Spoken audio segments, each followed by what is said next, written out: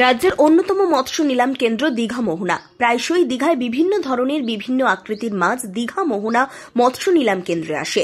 তেমনি এদিন এলো একটি বৃহৎ আকৃতির শঙ্কর মাছ। মাছটির ছবি তুলতে হুড়োহুড়ি পড়ে যায় পর্যটক থেকে স্থানীয়দের মধ্যে।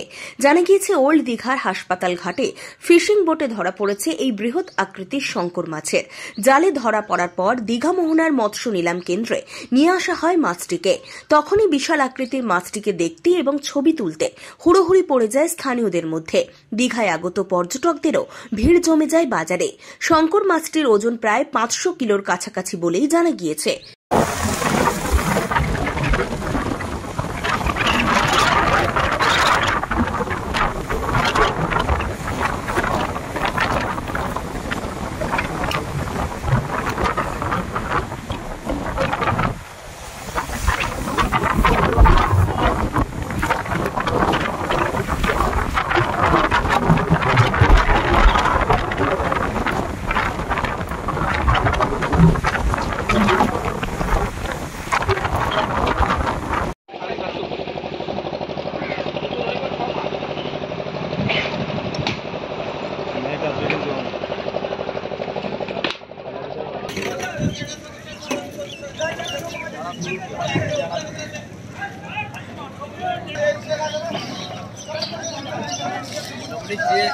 যে ঘরকে গেল সে ফেরত আইল।